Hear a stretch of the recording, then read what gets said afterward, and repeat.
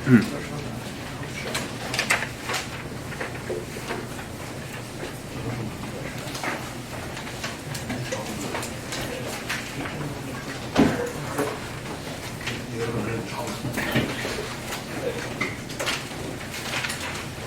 turned in homework 3 and 3? 3. Yeah. You did. Okay. Don't seem to have it. Maybe it's in my home. Have it correction. So you can, yours also? Yeah. You, okay. Must be a home, I'm sorry. Sure, I will cover it. How is not there, right?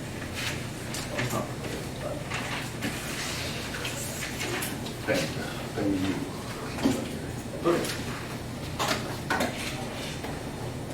Oh, I guess homework 4s, you guys have them?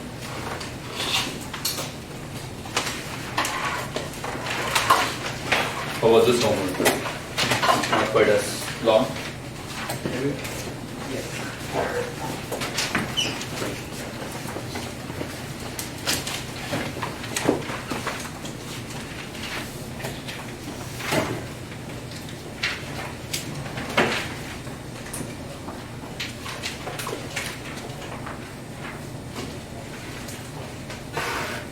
So in the last class, we discussed squeeze states. We also talked about how beam splitters and phase shifters can be represented as unitary operators acting on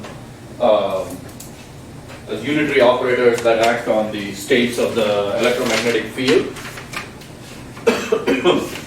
And we started discussing how that, for example, allows us to distinguish between a single photon state. When it hits a beam splitter, then we know that it produces a state which can have either the photon going into one of the modes or the other mode, but never at the same time, right? So when we had, the state 1, 0 in mode 1 and mode 2, that became 1, 0 in mode 3 and 4, or 0, 1 in mode 3 and 4. So before I move on to discuss now the impact or the effect of the beam splitter on say coherent states, let's also notice something about the density matrix for the output state here. That is the density matrix of this state, rho 3, 4. By 3, 4, I mean I'm only taking the density matrix of the modes in 3 and 4 and not the ones in 1 and 2. Then we can calculate the density matrix easily because we have the state. So if I denoted this notation, that is 1 in state 3 and 0 in state 4, and then 0, 1, which is in state 3 and 4, mode 3 and 4. Similarly, here 1, 0, and 0, 1. Right, and we can calculate the density matrix. There was an I here. From the last class. Yes. There's an I, and everything is multiplied by 1 over. Okay. So the density matrix is then 1 over 2, I over 2, minus I over 2, and 1 over 2. And if you recall, when we discussed density matrix, we said that a density matrix that has both diagonal and off-diagonal terms has got coherence, right? And in fact, you can say that this particular state has what we call full coherence because the trace rho squared turns out to be exactly equal to rho. Okay, so if you calculated rho squared, you'd find it's exactly equal to rho, so it's in a pure state with full coherence between the two modes of this photon field. Okay, so in fact, if we place detectors in mode 3 and mode 4, we will measure this full coherence. We can measure these coherences between the two states. But if, let's say, we don't place detectors in both of the output ports. Let's say we only place a detector, let's say, so we have the incoming field, we have the beam splitter, and let's say, I think we call this mode 3, and let's call this is mode 4. let's say we place a detector only in mode 3. Effectively, we are discarding the information that is in the mode 4, which we would call as tracing out all of the information that is present in the mode 4. I will make this more exact when we discuss some of the other states, but it's easy enough to calculate what we call this trace over the mode 4 in row of this density matrix row 3, 4, which is simply obtained by summing over all the possible states in the mode 4. Okay? So in the diagonal basis, which is that you can have a state n in the 4th mode, or in the output mode going to the top, we can have any one of possible states n in that basis, in that mode, and so we're tracing out all of those states because we don't detect them. Okay? We don't look at them. So for example, in this case, the only modes that will be, or the only parts of this matrix that will have non-zero terms are the ones with the 0 and the 1 in the mode, because we know that the initial row 3, 4 mode only had those two possible states. So I sum row 3, 4 over those two possibilities. Okay? And as soon as you do that, you find you get this state.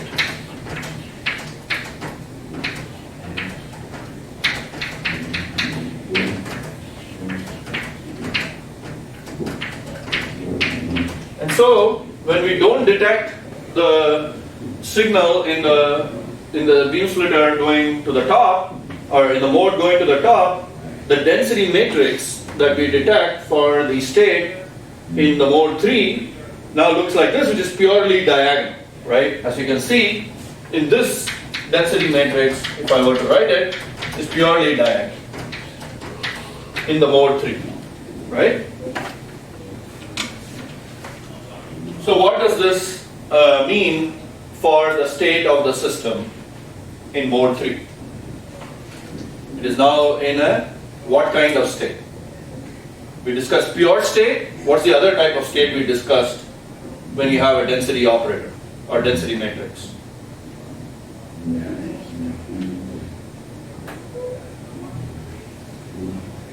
So if I've lost all my coherence, remember we started with the coherence in the off-diagonal terms, and by simply putting a detector in this mode 3 and not observing what's going on in mode 4, we have now obtained a purely diagonal matrix.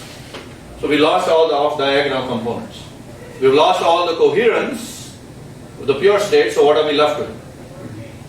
What kind of state is this?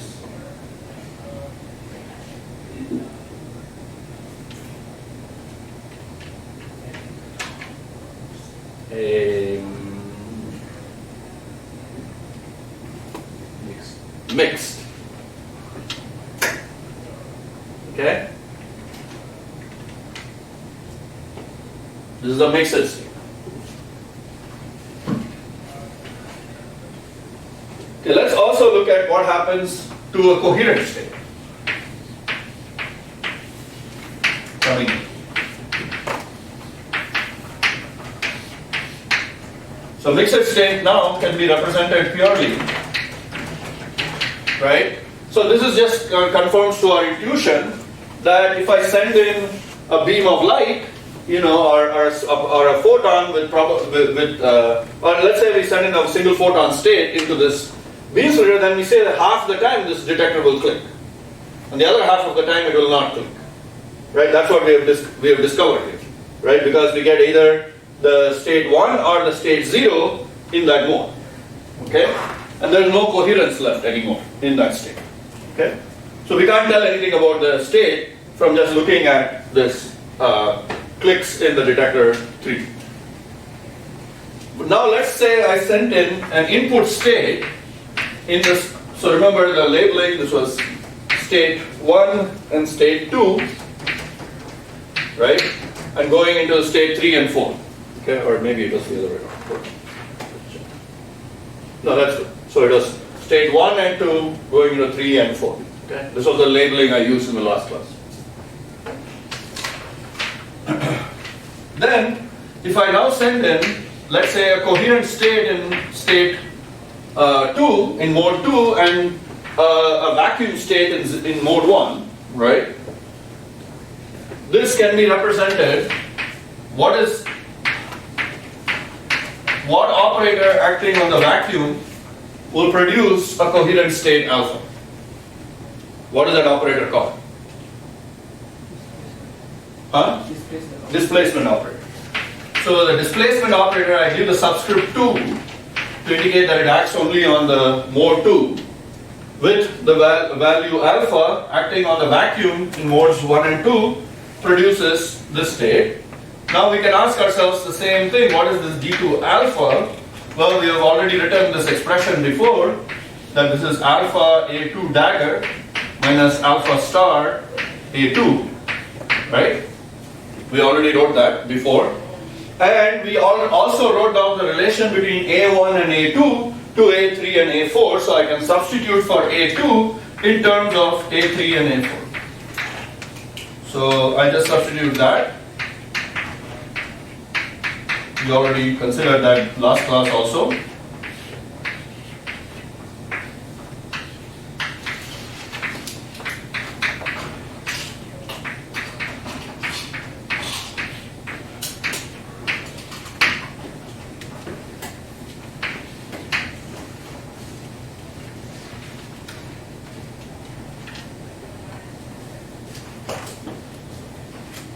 Which I can rewrite as exponential alpha over root 2 I A3 plus A4 dagger here minus alpha star times minus I A3 plus A4 divided by square root of 2. Okay, just collecting all the terms with alpha and alpha dagger, alpha star. But I already wrote that, sorry. Okay. So now I operate this on this mode 1 and 2, right, which is also the same as the vacuum on 3 and 4. Remember, the vacuum is the same on both sides of the beam splitter. So I can take this operator and operate it on these two vacuum states.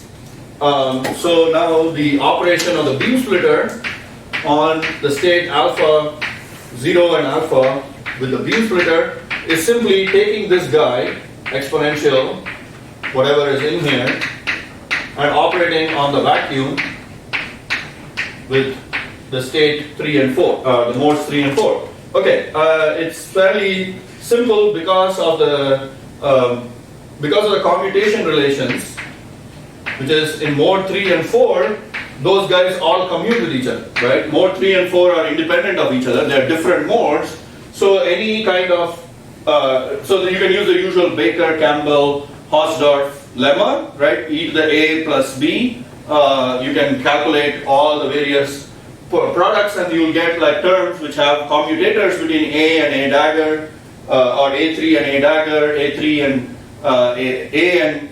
A3 and A3 dagger, A3 and A4 dagger, etc., etc. And some of those will be 0 because A3 and A4 are independent modes.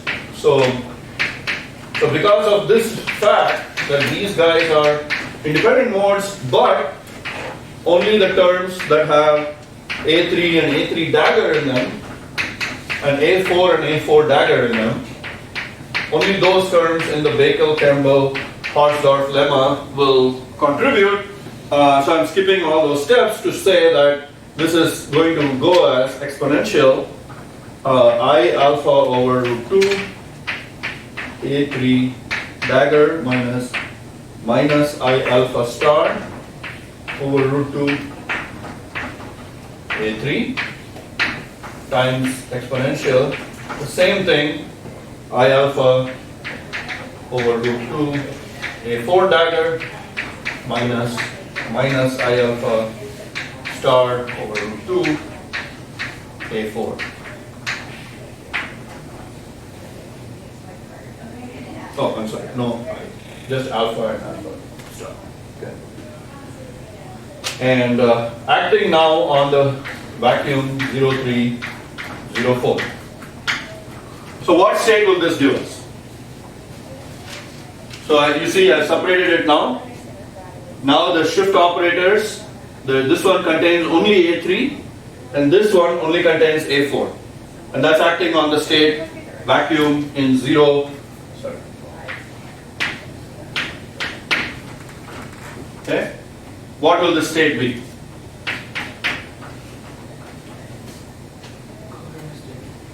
Coherent state in 3 and 4. What will be the magnitude of the coherent state? For 3.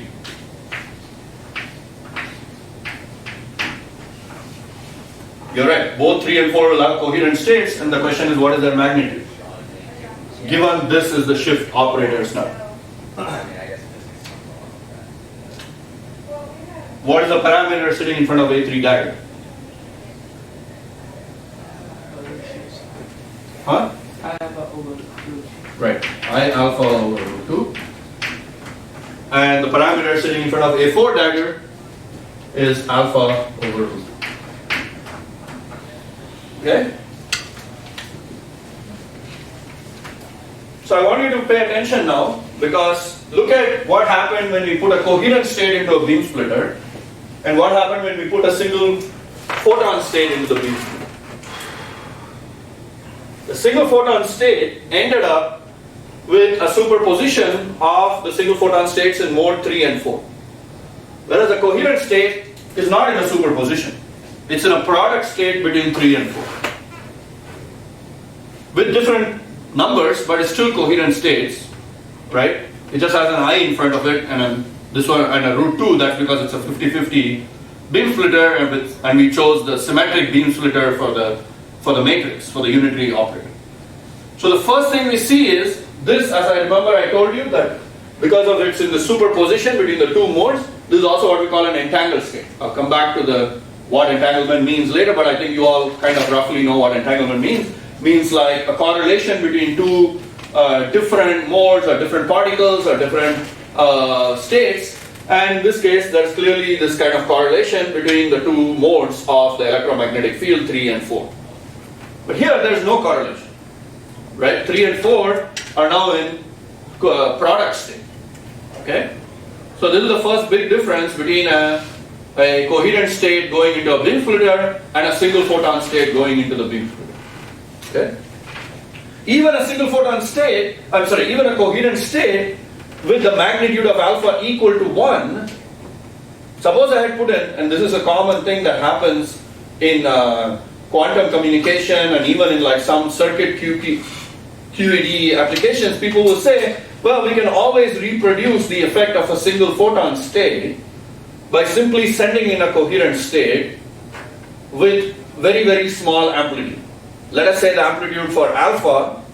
Remember, alpha gives you the mean number of photons in the coherent state. Remember, right? Or square root of the mean number, or something like that, right? If you go back to the coherent state, x and p representation, the magnitude of alpha represents sort of the distance from the origin, and that is proportional to the average number of photons in the field, right? The average number n bar is proportional to this alpha, right? Or maybe it's square root of it, I think.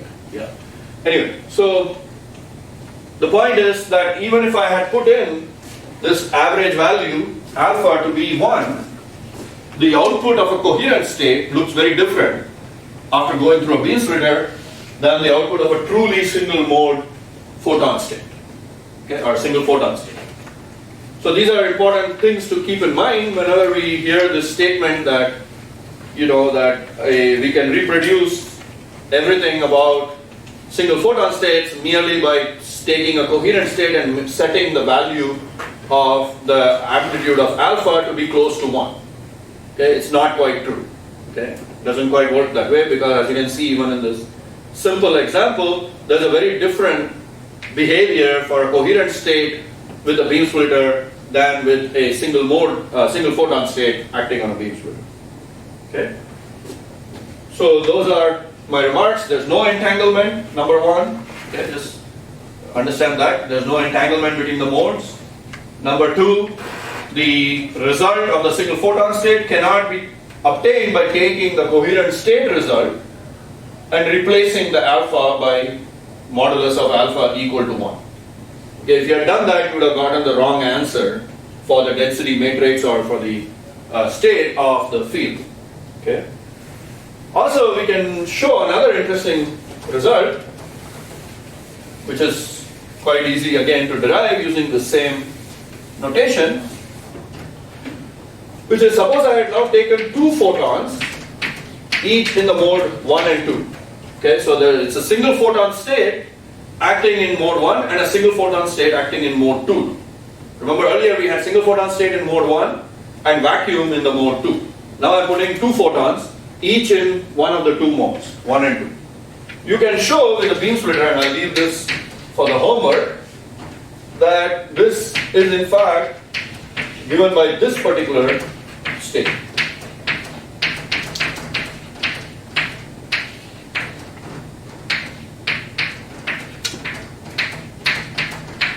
This is interesting, right? Look at that. I put in the two photons, one in each mode, and it's not like sometimes I get one photon here and one photon there, and sometimes I get, two photons here and one photon there, or 0 photons there. I always get two photons going in mode 4 or two photons going in mode 3. Whenever you see a result like that, which seems to go against your intuition, because your intuition might have said, well, sometimes I'll get one photon here and one photon there. But that's not what you see. You always see two photons going into this mode, two photons going into that. Whenever you see something like that, you should ask yourself, why is that happening? What do you think? What is the reason why both photons go into mode 3 or both photons go into mode 4?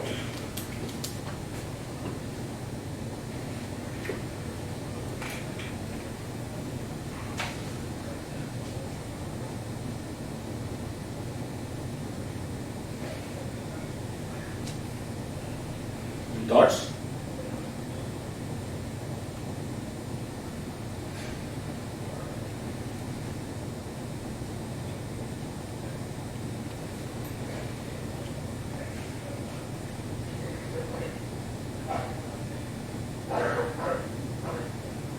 Physics. Invariance. Interference, yes. Certainly, that is true. There is an interference phenomena going on here. Right? Exactly. And why is this interference happening? What kind of particles are photons? There are two types of particles in the world. What are they? The entire universe is composed of only two types of particles that we know of, irrespective of what certain people in Frohloff's group may claim. I'm kidding. Okay.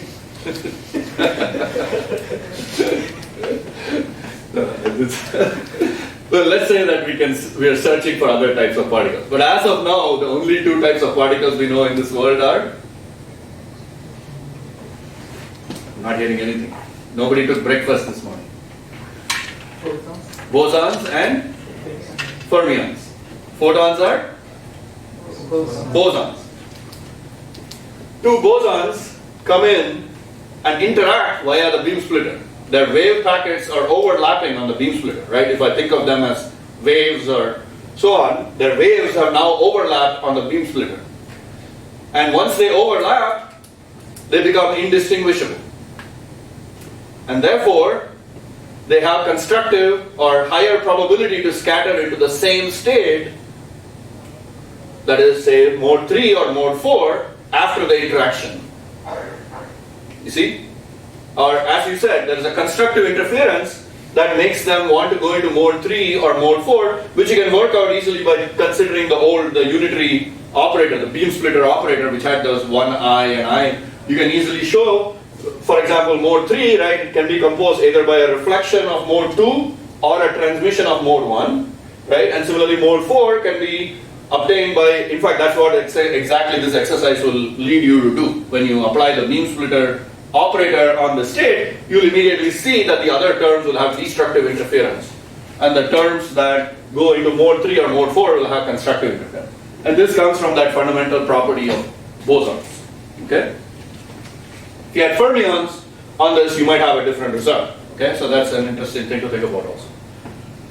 This effect, which is bunching or this kind of the two photons going into one state, this is given a special name because it was discovered, not discovered, but used by these people to distinguish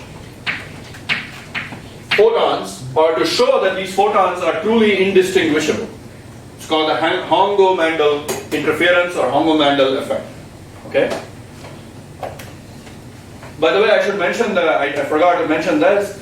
The earlier result, where one photon comes into the beam splitter, and you always get either one photon going to the top mode or one photon going to the other mode, right? The one that I erased just now with just a single photon state and vacuum coming in. That is given the name Hanbury, Brown, and Twiss. Okay, and I'll come back to that in a minute, in a little while. But Hanbury, Brown, and Twiss that allows you to determine essentially that you have a single photon state coming, which remember we said you can never get coincidences between the detectors 3 and 4. You'll always get zero coincidences if you only have one photon coming in into the state 1. Okay? So in the same way here, what this is saying is you can also, right, never get coincidences between the mode 3 and mode 4. Okay? Because you'll either get both photons going into mode 3 or both photons going into mode 2. And if you had number resolving detectors, right, detectors that could tell you what the state of the field is, what the number state of the field is, whether it's 1, 2, 3, etc., then you could indeed truly distinguish between the situations where you have one photon in mode 1 and 2, or one photon in mode 1 and 0 photons in mode 2, and all these would be immediately distinguishable with this simple experiment. Unfortunately, until very recently, we did not have number resolving detectors available. However, this has changed in the last 5 to 10 years, 5 years maybe more. Likely we are sort of on the verge of having highly efficient number resolving detectors, or even better, we have detectors that can tell us the difference between 0 and 1 and then 2 and higher, for example, right? So these are the, until then, before that, we only with PMTs or avalanche photodiodes, single photon counting modules, they were what we call bucket detectors. We could tell that there was a photon, but we didn't know whether it was one photon or 2 photons or n photons that were all in there, because for all of those cases, the detector would click and then it would go dead. Okay, anyway, this is a little bit of experimental technicalities that you encounter when you try to do quantum optics in the lab, which is that you don't have truly the detectors that will tell you whether the photons are in state 1, 2, 3, 4, etc. Typically the detectors can detect if you just take an average PMT or APD that's put into Geiger mode, the detectors will only tell you that, oh, I got a photon, okay? And also they are inefficient, so sometimes you may not get a photon even when you had a photon in the field. So there are all these problems that you encounter when you do the detection with the real experiments, which we can take into account in the language of quantum mechanics, quantum information, and so on. But it does make things in the lab a little bit harder in terms of detecting these various states. But Hongo-Mandel, this is, for example, a test that is often used to determine whether 2 photons are truly indistinguishable. Okay, as we just saw, once the 2 photons have overlapped on the beam splitter, if their wave packets are identical when they started out, let's say they had the same frequency, amplitude, polarization, whatever, when they came in, once they hit the beam splitter, they truly become indistinguishable and they bunch, either both go here, both go there, and this is a nice way to tell that the 2 photons were indistinguishable to begin with. So, as you'll see in some of the experiments that are being carried out nowadays, when people are trying to make multi-photon or entangled photon sources or different quantum dots or different different other types of sources, NV centers, etc., all of these sources of photons, we want to know if these photons are truly indistinguishable when they arrive at a beam splitter. And the Hongo-Mandel experiment is the way in which we find that out. Okay, and that comes from this simple algebra of photon states falling on a beam splitter. Obviously, there's a lot more to it in a real experiment, but this is the fundamental reason why we want to test this idea. Okay. Okay, I think we are done with sort of the beam splitter and its impact on different states of photons. Oh, I should mention that if you have n photons, Now you start to recover that old idea. Sometimes you'll get clicks in photon 1, in detector 2, sometimes you'll get clicks in detector 3 or 4. In fact, you can view it as a binomial distribution. You'll find that, it's like a coin tossing experiment. You'll find that how many ways can you split n1 plus n2 photons between the two modes, and if you look at the probability distribution, it'll be just like flipping a coin to figure that out. But so what I'll just say in general is it's not equal to 2n photons in mode 3 and 0 photons and 0 photons in n3. Okay, so these two are not equal. So this bunching only really works at this level of the 2 photons, or the result is valid for the 2 photon situation. Once you start having more than 2 photons, now you can have all the other possibilities, where some of the photons go this way, some of them go that way, etc. But some of them will have higher weight because they have the extra amplitude to go into that state. That's what you'll notice when you do the calculation. Okay. All right. So I think I will stop there with the beam splitter situation. Let's move to another important thing, which is which I didn't have time to talk about in the last lecture, which is probability distributions or quasi-probability distributions for coherent states.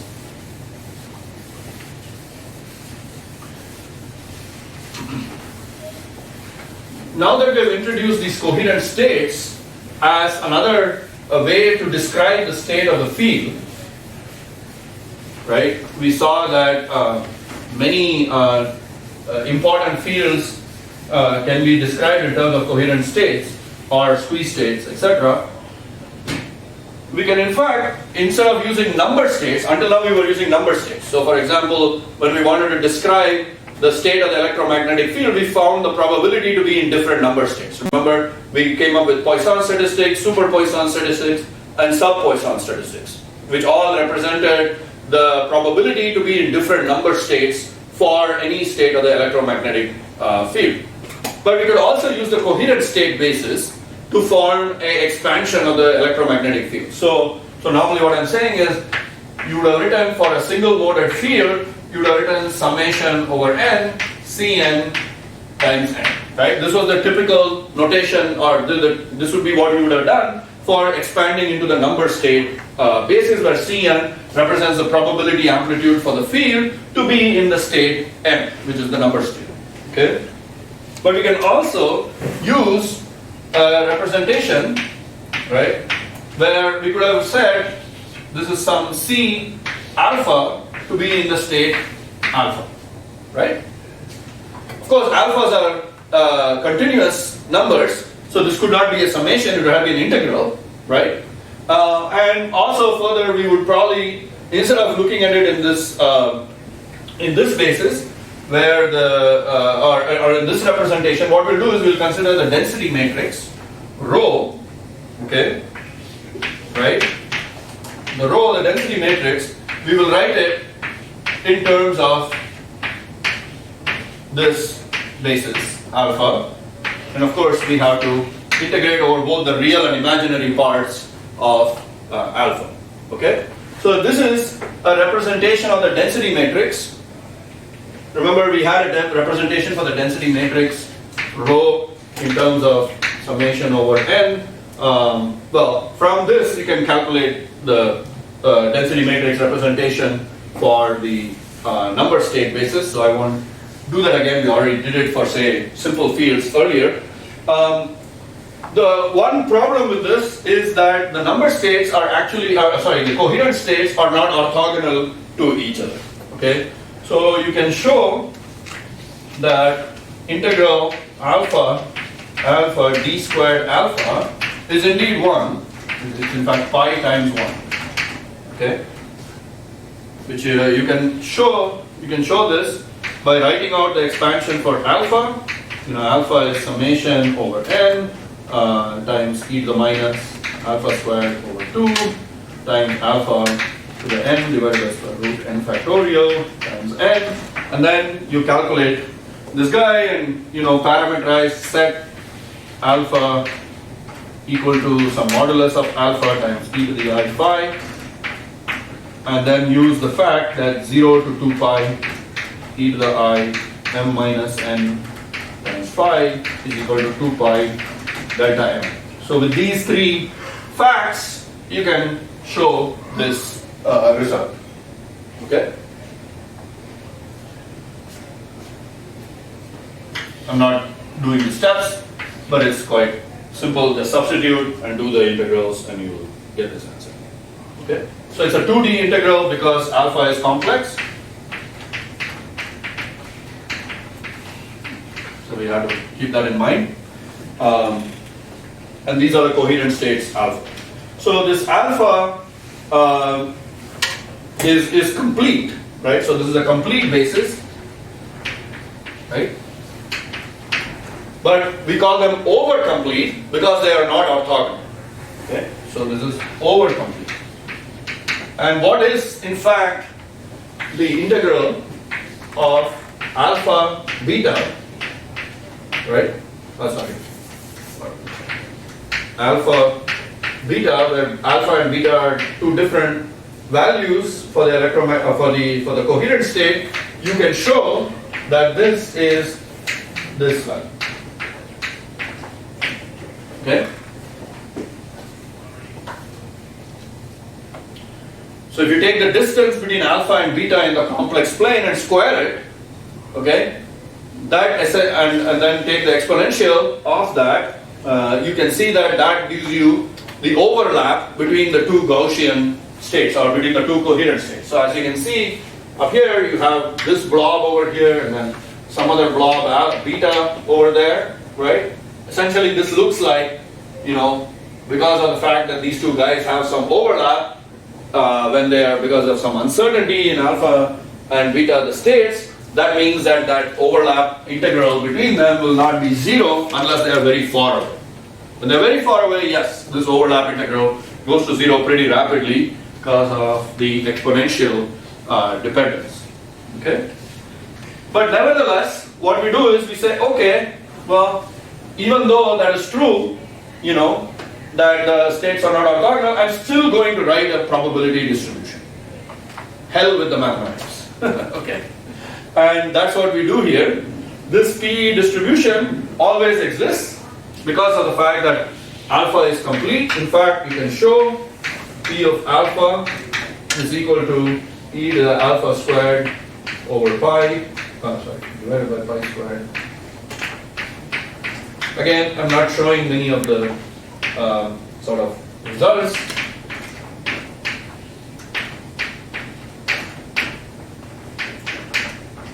This is times e to the minus beta alpha star plus beta star alpha times b squared beta. And for a proof of this, you can see Scully and Zubairi, page 77.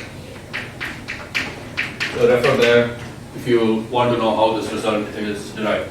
Okay?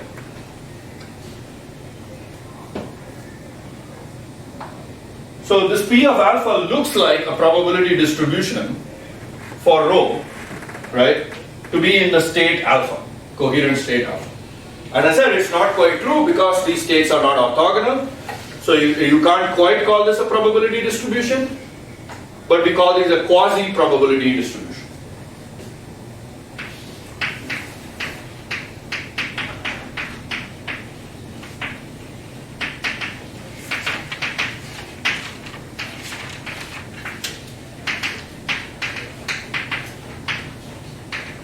And because these are quasi-probabilities, sometimes they can have weird impact on the P of alpha. Okay? For example, we'll see that there can be some states where P of alpha could be negative. Okay?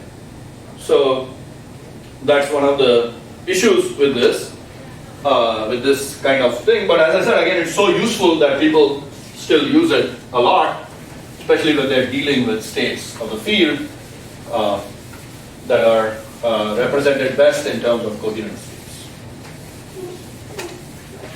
And this is just an introduction. You can read a lot more about this in various textbooks and papers and stuff, just so you have the basics.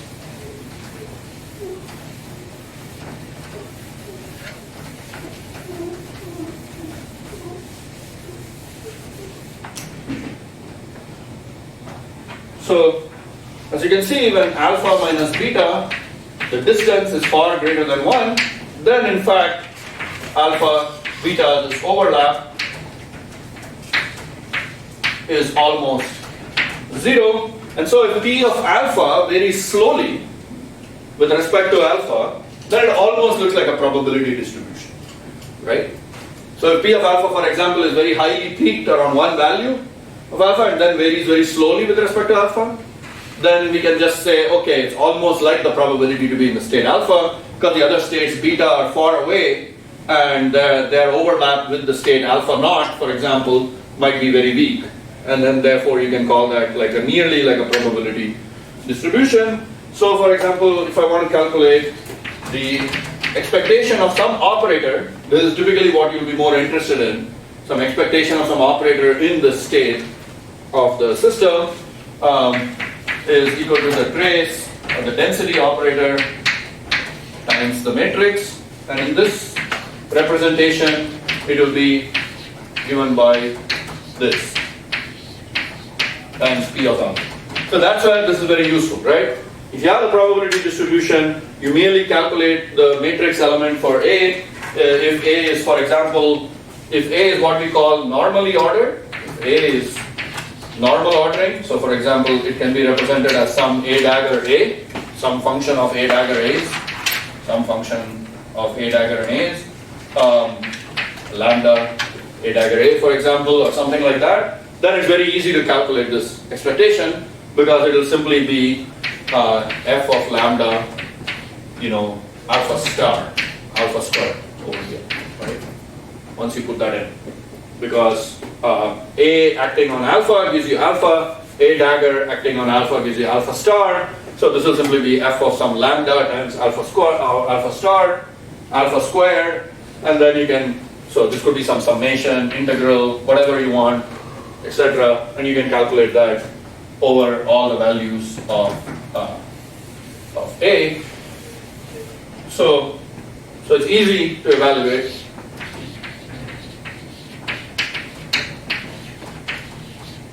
If A is in what we call normal order. Normal ordering, you might have encountered that if you've taken also other courses like in quantum field theory or in many body physics. It's when all the creation operators, A daggers, are to the left and all the annihilation operators are on the right, then it becomes easy. And if they're not, then using the commutators, you put them into that normal ordering. There are some famous theorems like Wick's theorem, etc., which do that for fermionic operators, if you do quantum field theory and so on. But for us, all we care about is, okay, if it's in this ordering, then it becomes easy to evaluate this. And then we have this integral d squared alpha p alpha, which tells us how to evaluate the expectation of the operator A. Now you can immediately ask, what if it's not in normal ordering? Maybe there are other orderings. So that's holds for all kinds of P alpha. It doesn't have any requirement on P alpha. Well, it's for this particular P alpha. Yeah. Because I put rho into this situation. So it doesn't need what you said before, like it's highly. Oh yeah. This result is true in general, but as I said, it could give you some weird answer because the P of alpha is not required to be a probability distribution. Yeah, right? Because the P of alpha essentially is like a quasi-probability distribution, right? So it can have some weird issues like that. But yeah, you're right. You can always write rho in this form, and therefore this result is always true. The interpretation of it is a little bit questionable. If P of alpha, for example, ends up being negative or something like that, then you don't know what this really represents. But it's perfectly correct mathematically, right, to write that. Okay. So there are other distributions.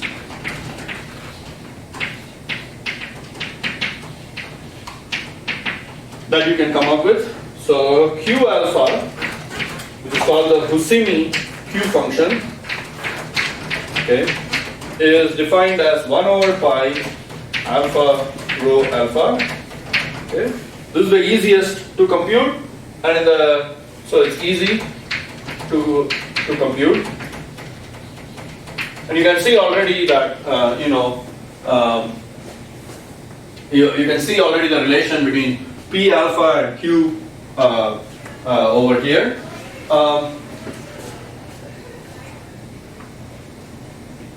And it's certainly in the limit, for example, for large photon numbers,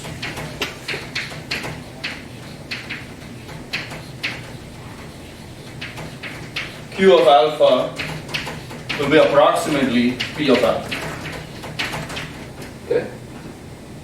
They differ mainly when these are not identical or for small photon.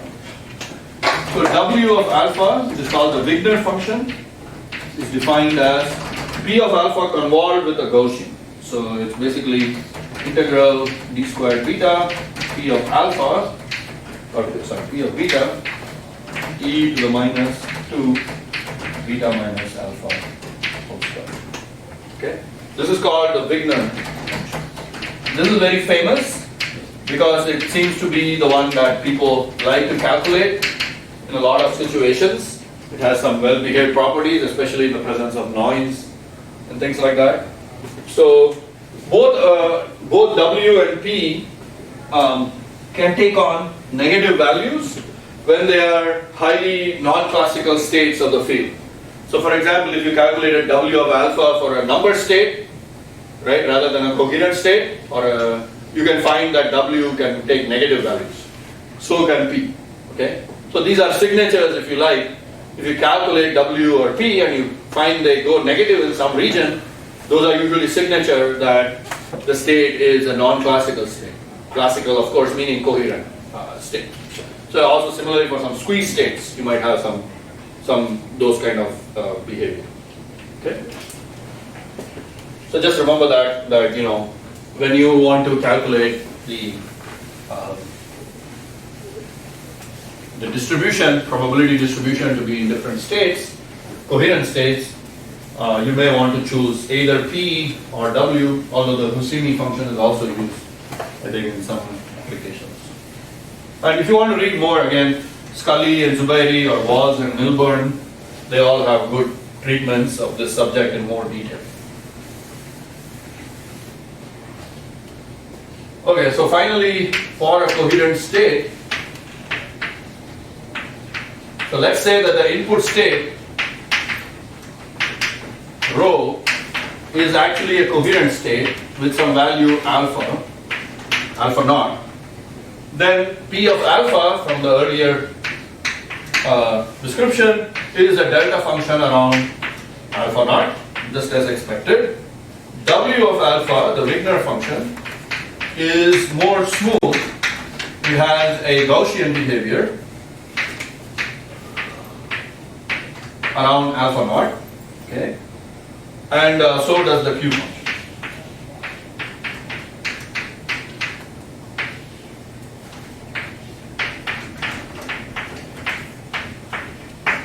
Okay. And remember earlier I was saying that if your operators that you're trying to evaluate are in normal ordering, then the P function is good to use because it gives you this kind of behavior which is easy to evaluate. You can similarly show that if you have anti-normal ordering where now all the A's are in front and the A daggers are to the right, then you may want to use the Q function. And then if you are in the other ordering symmetric, where they're together, almost like number operator, then you may want to use the Wigner function. Anyway, these are technical details. They're only relevant if you really care about evaluating the coherent states or in the basis of the coherent states. If that's what you work with a lot and you need to evaluate some quantum field operators in that basis, then you need to worry about these distributions. Okay. So the next part that I want to discuss Yeah, there's a lot more to learn here, so I'm not able to cover everything here, but you can certainly read up in Scully or Walls and Milburn, etc. The next thing I want to discuss is photo detection and homodyne detection.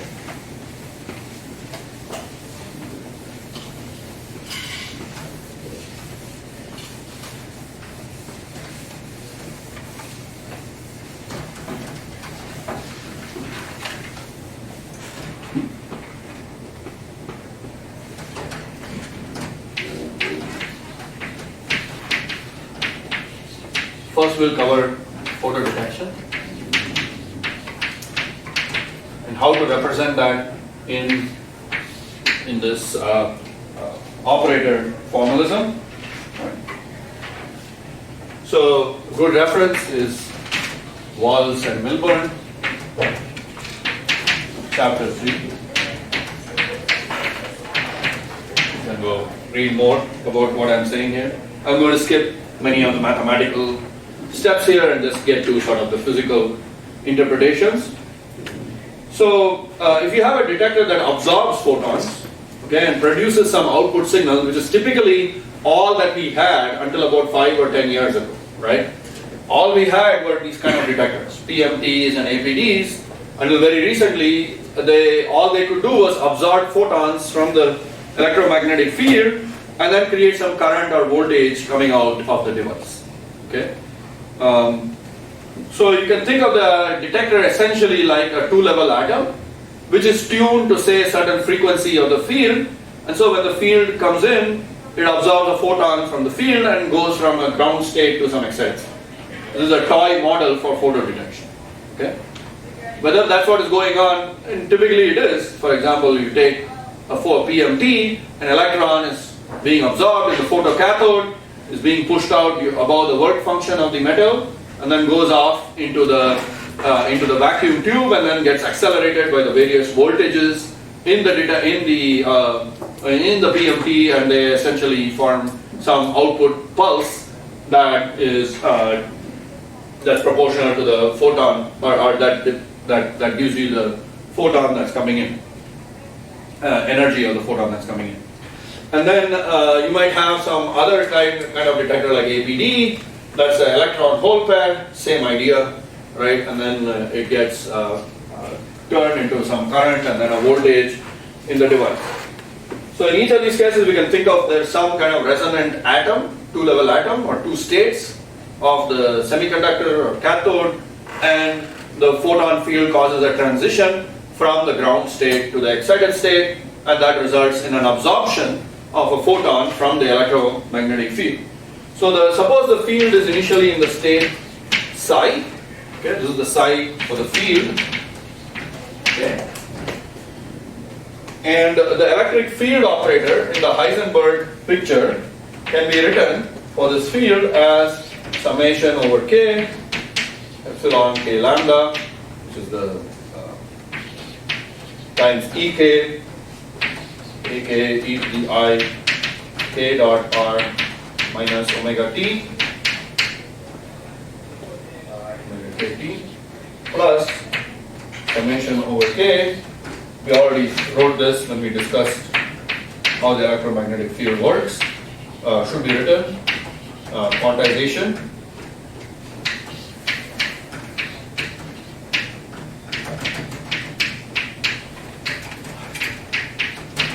Okay, and we call this the positive frequency components, E plus of R comma T.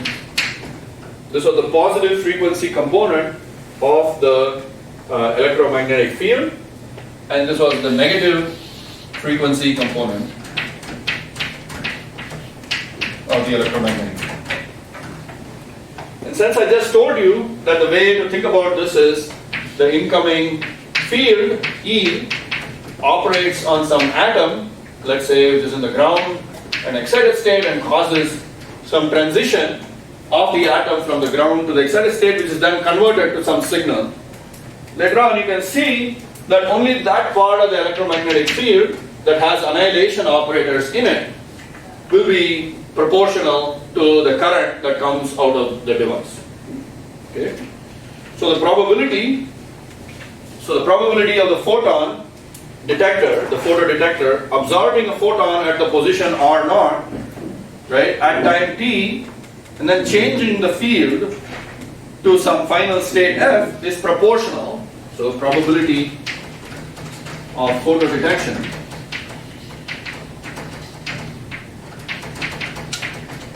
is a very, as I said, this I'm making a sort of very intuitive hand-waving argument based on our understanding of, the photo detection process, but it turns out to be right, and it can be made more rigorous. As I said, if you want more rigorous details, you can go look at Walls and Milburn. But the probability of the photo detection from this argument must be proportional to just the positive frequency component starting in the state psi and going to some final state of the field square.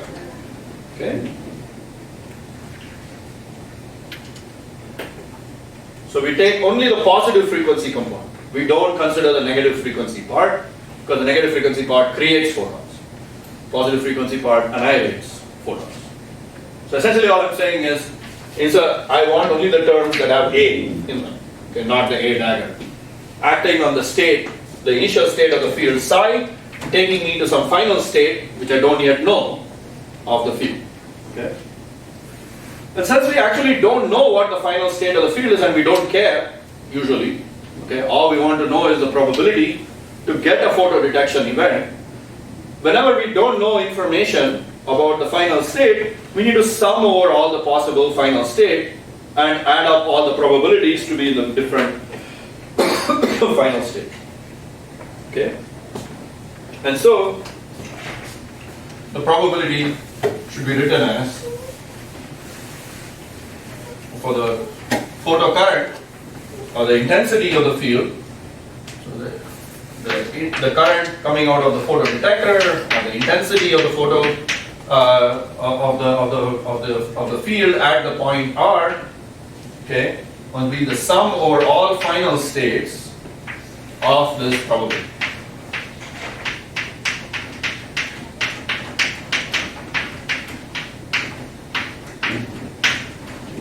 Okay. This is the total probability of the total photocurrent, and there must be some factors that convert this from, probability into current. That depends on the device, but we don't care about that exactly. And now we can write this down. This is sum over all final states. Now we can manipulate this.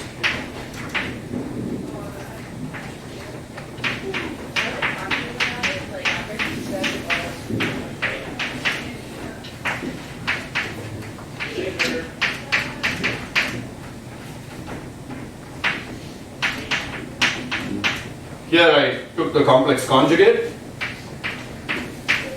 right? You can make that. So E minus complex conjugate is E plus, or adjoint is E plus, and then we get this is equal to psi E minus or E plus or T acting on psi. That is the photocurrent coming from the detector, or the probability of a transition happening in this detector, in this atom. Okay. This result was derived for pure states. Okay. So I of RT this is for pure state of the field, because we assume that the field initially starts in the state psi. If it started in some mixture of possible states, right, where the state was not entirely pure, maybe it had some coherence, maybe it didn't, whatever, we've seen many examples of such states now, then instead of this, what would I write now? What should I write if I have a mixed state of the field? Instead of calculating this particular expectation on the psi, what do I need? What information of the field will I need if the state is not pure?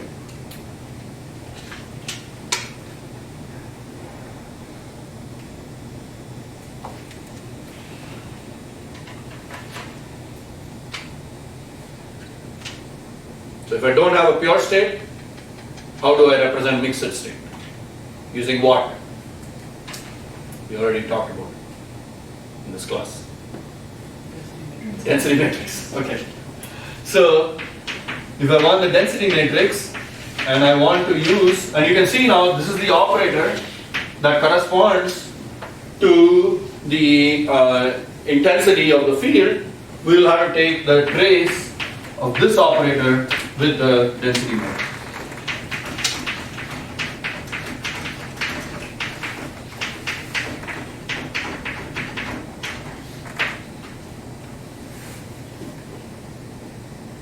So this I is proportional to the, say, the current coming from the photodiode or the output amplitude of an APD, whatever you have at the time t, due to the intensity or due to the state of the field at the position r at the time t. Okay, that's the interpretation of this particular quantity, this trace over rho E minus E plus.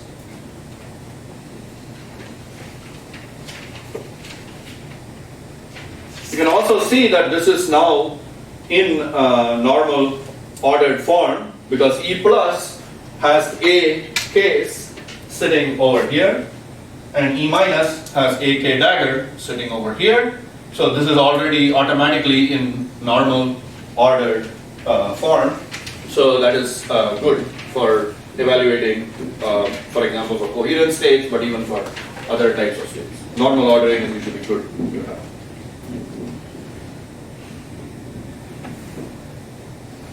Suppose psi is in fact a single photon state, then we can immediately see that instead of this state or sum over f, if psi is known to only be a single photon, then the final state can only be one with 0 photons in it after absorption, right? So then we can in fact write that this is kind of so. Okay, so if psi is some 1 photon state, right? Or maybe a sum over 1 photon state with some different k vectors and frequencies and so on, right? That might happen. Then we will write this as psi E minus 0 and then 0 E plus psi, right? That's what this is doing, which would be then proportional to identification, if you like, if you wanted to call this the wave function for a single photon state, right? So if I call that the wave function for the single photon state, this looks like phi star, and this looks like phi RT, and then phi of RT would be simply 0 E plus psi. Which actually we also identified this as the wave function for a photon in an earlier lecture, where I told you that if you think about second quantization and how to make a photon wave function from a second quantized approach, then this is exactly how you make a wave function from a second quantized approach. That is, E plus creates or creates a photon out of the state and or the amplitude for the photon to be destroyed at from the state psi at the point r comma t gives you the wave function for the photon. Okay, that's exactly what this interpretation of that was earlier from second quantization approach.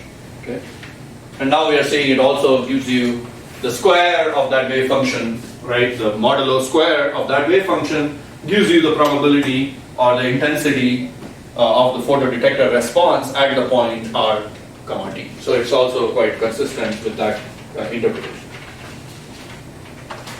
So in future, when we want to calculate, say, I'll give you an example very soon. Once we do Wigner-Weisskopf theory for spontaneous emission from an atom, we will want to evaluate. In that situation, we will actually get all the amplitudes for the atomic.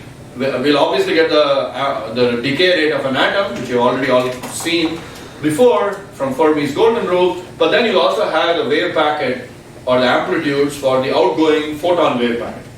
And if you want to calculate what is the wave function of a photon that is being emitted by that atom, then we can use this interpretation to find that wave packet for the photon that is being emitted in spontaneous emission. And we will do that later in this class. Okay. I have a few more minutes, so let me talk a bit about correlation functions. We have already introduced one type of correlation function very early on in the class. Remember, we talked about coherence. We said that if you take a field and you split it with a beam splitter in a Michelson interferometer and then put it on the detector, you get the output that is proportional to the coherence in the field, which is the first order coherence or first order correlation function. And this again, as you can see, is the first order correlation function, which is here between E minus and E. Okay, in classical field, there's no difference between E minus and E plus, right? They are the same, but in the quantum version now we see that we have to keep track of E minus and E plus, but this is still a correlation function, first order correlation function of the field, okay? So let's talk a little bit about those correlation functions.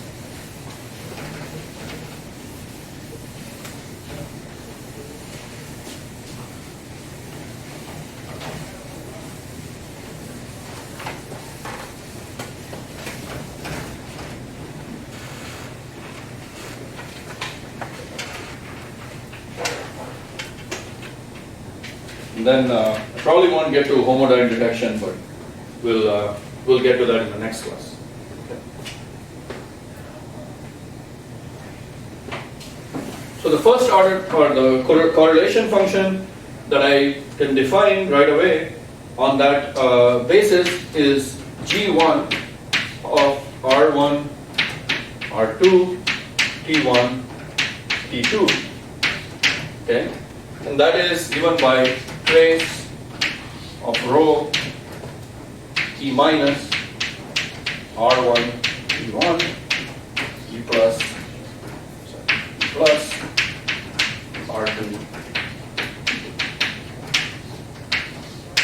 Okay, and as you can see, the intensity for photodetection is simply with R1 equal to R2 and T1 equal to T2 will give me the intensity for photo detection. Okay, so the first order coherence at the point R comma T, when R1 and R2 are both equal to R, gives me the intensity of the photo detector response. Okay, so this is first order coherence. We already discussed this when we talked about the Michelson interferometer for classical fields. And in that case, we could tell something about the optical coherence or the associated with the interference between, say, classical laser beams. And in fact, the full fringe visibility, we derived this also. If you go back and look at your notes on the classical optics review, you get the definition of visibility, which is when this correlation function G1, R1, R2, T1, T2 is equal to the square root of G1 evaluated at R1 and for everything and at time T1. So when we set R1 equal to R2 equal to R1 and T1 is also the same, and similarly for R2, T2.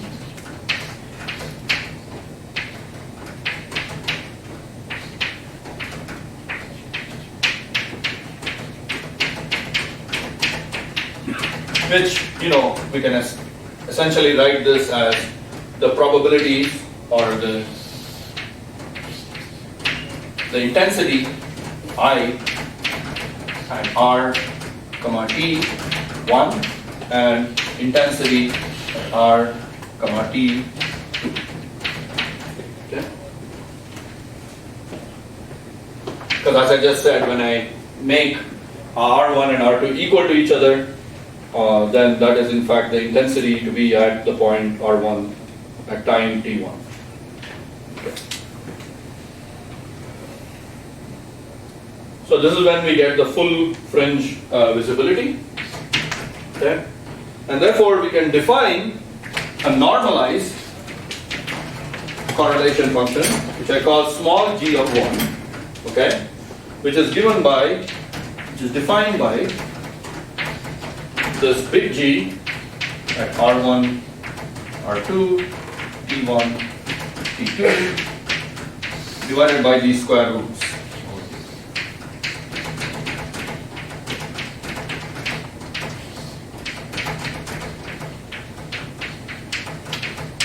Okay. And for this normalized correlation function, small g,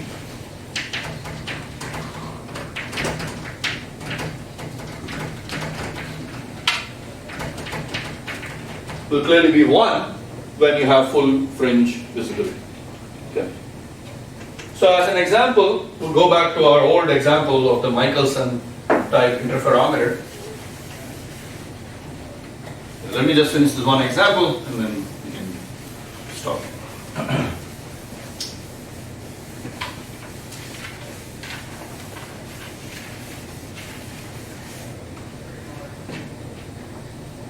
So remember in our when we discussed the Michelson, so I'm going to skip how we exactly do all that, but let's say we have a detector and we can split it into two arms, and let's say the one arm has a longer path length, this one has a different path length.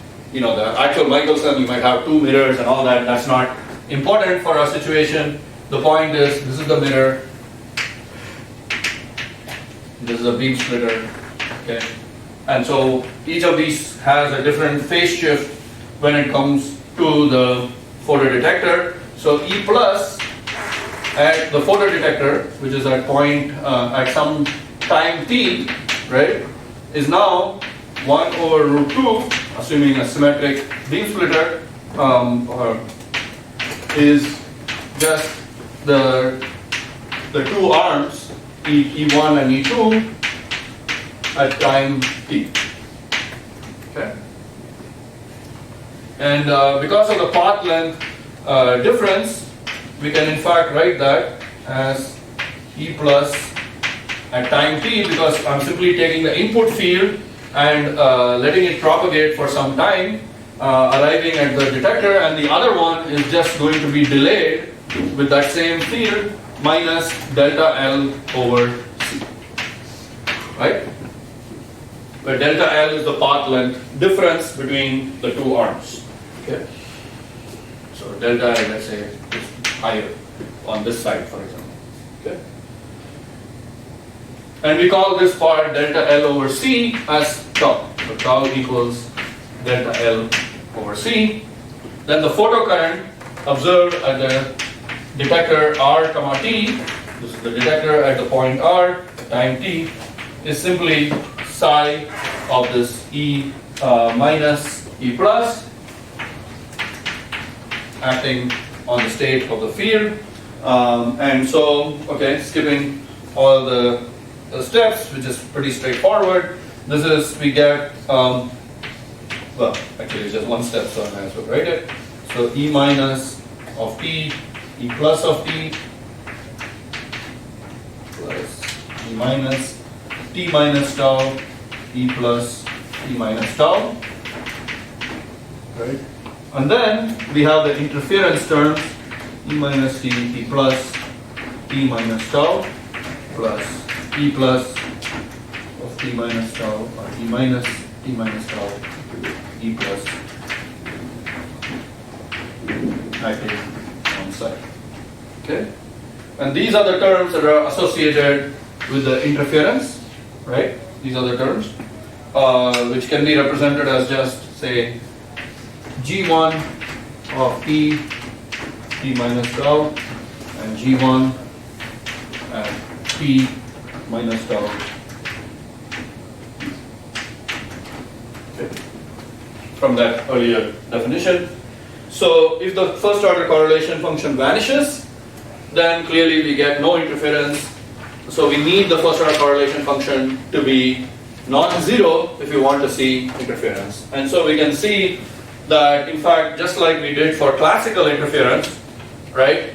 When I showed you that there will be no interference if this first order coherence vanishes, we can similarly draw the same result for the quantum field version of this. Okay, and now of course, with the quantum field version, you can evaluate this for different incoming fields. So you could put in a single photon field coming in, right? And ask yourself whether the first order coherence is 0 or non-zero for a single photon field will tell you whether you will get an interference pattern at your detector, or you can put in some other field, coherent state, etc., and ask yourself the same question about the effect on a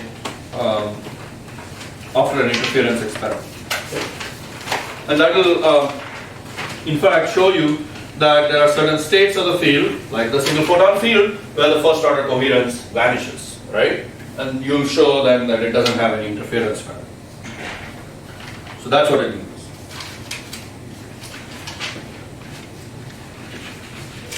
Okay, what about second order correlation functions? Do I have time?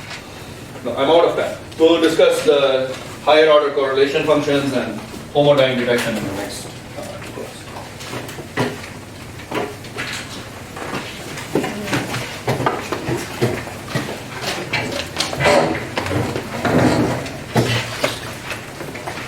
Yeah.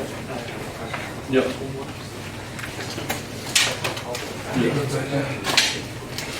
Yeah. That's right. Correct. So you have to break it up into two parts. Yes. Yeah, like you did. Yeah. Very good. And then yes, you have to do this. Exactly. This contour integral. But what about the image axis? So Well, you take the integral over the parts where it doesn't vanish, right? I mean, right, but this thing is Mhm. you see this is from here to here, Mhm. and the point is here, but I have to